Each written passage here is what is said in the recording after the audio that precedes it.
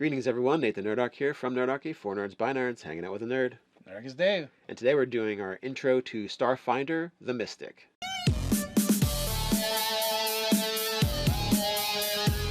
Jump down in the description below where you can gain weekly gaming tips as well as learn how to game with Nerdarchy. And if you're still looking for your copy of Starfinder, you can find a link in the description below to Amazon to pick it up. So today we are discussing the Mystic character classes from the Starfinder universe. Yes, and the Mystic is kind of a one-size-fits-all for, if you want to play some kind of psychic, if you want to play someone with a divine connection to a god, basically, and everything in between that. Yeah, so I guess the one of the important things to point out is in Starfinder, there is no arcane or divine magic. There's just magic. Mm-hmm. So so you could easily, as you said, with the Mystic, be like, oh, this is magic from my mind, or this is, driven. I bring this magic to me through a god or some mystic connection to basically space itself. Yes. So their stamina points and hit points is the middle of the road. They're not the best or the worst. Their prime ability score is going to be wisdom. As far as character class skills go, they are smack dab in the middle of the road. They don't get the most, and they do not get the least. 6+ intelligence modifier, and they have a wide selection to choose from. Yeah. As far as armor proficiency and weapon proficiency, they've got I'd say the lowest tier with light armor and basic weapons. Right, the basic melee weapons and small arms. That's actually a little bit less than anything we've seen yet, because usually grenades are in there. They don't even get grenades. What they the They don't need grenades. They have mine grenades. Yes. So their attack bonus is the 3/4. So that is their progression for bonus. Their good saving throw is going to be will. They are spellcasters. They get from 0 level spells up to 6 level spells. Now, they're going to also have spell slots, so they can cast X amount of spells, according to their slots per level. 0 level spells are unlimited. And they also gain access to spells, almost like cleric domains. Yeah, based on the connection they choose. Yes. They're going to get extra spells known that they can just use as long as they have the resources for it, the slots for it. So jumping into it, like their main thing is their connection, right? And what is the connection? That is literally where they draw their power from. Yes, and each connection they give an example of some of the deities or entities that could be connected with the connection, but that's just a suggestion. Right, they don't have to be. Yeah, exactly. Because it's like literally you could play a mystic like you might play a scion or a psychic character. Yeah, or someone who's beholden through some kind of contract to an entity. Right, like even going into like their class features, right? Even on this first page, it's like connection power, connection spell. So a lot of that is going to be based on your choices you make there, and there's a bunch of different connections. So that means you can make a bunch of different types of mystic. There's two other abilities that are kind of like their prime thing, and that is their connection skill, again related to the connection. That's going to tell you which 2 skills that basically works in conjunction with. And whenever you use those skills, you're going to get a bonus. It starts at +1 and is going to go all the way up to +7. So they're going to be pretty good at doing those things. And they also get their mind link. Now, their mind link allows them to link with up to 6 people? Yep, up to 6 other people. And it has different uses depending on what level you are and what connection you took. Because there's other abilities that can basically shape and change how that mind link works. Generally making it better and giving you more flexibility with it. Yeah, the Mystic is definitely multi-layered when it comes to the strategy that they would use in combat and out of combat. Yeah, but again, a lot of their stuff is wrapped around connections as well as their spell casting. Now, speaking of connections, we can just actually go through and list them because there's not that many. The Akashic. I'm not sure how you would say that. Akashic, and literally this is like literally like translate to library. Yeah. Right. So like your connection is to a greater source of knowledge, pretty much.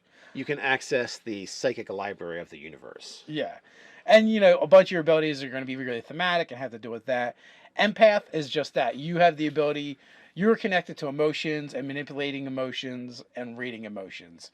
And again, like we said, this one wholly works with being like a psychic based character, or you could be like a priest or a cleric of a deity. Yeah, and you just have that more social, more personal aspect of individuals. Now, speaking of priest or cleric of a deity, there's one that says strictly healing. It's the healer. So that's going to be what you would expect traditionally from your cleric analog. Yeah, now the nice thing about this healer mystic is that it's not just healing, it is also damaging.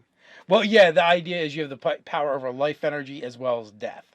So yeah, you could go darker with this. Even though it says healer, you could actually be more like a necromancer. Yeah, sometimes you're healing yourself by hurting others.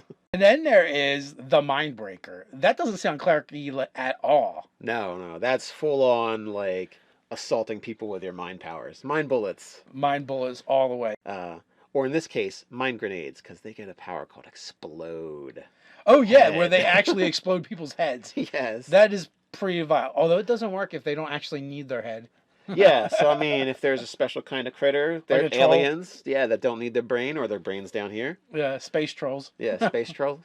Then that brings us to Overlord. The Overlord is basically all about you do what I say, and you do it when I say it. Yeah, it's all about making thralls and holding on to them. Then we have like a Star Shaman, right? And this is literally, I want to say it's like your space druid, but not quite. I think it's more like you draw your power from the stars and the voids in between them. Yeah, and you almost become like a creature. You become a creature adapted to that. You can hang out in space. You can, You get a fly speed while you're in space. yeah, which is awesome. So yeah, a lot of your powers are based around that, and also glowing like a star. Yeah, so in a way, it's like wild shaping into some kind of star entity. That's true, but at the same time, there is the Xeno Druid. Yes, and that is all going to be about.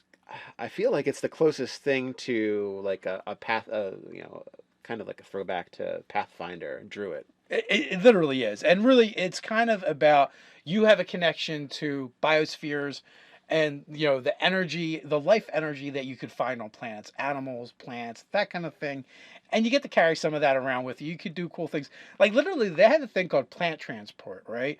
Well, in a space game, that doesn't sound that useful, but they can literally hop in one planet and into one plant on a planet and hop out on another planet.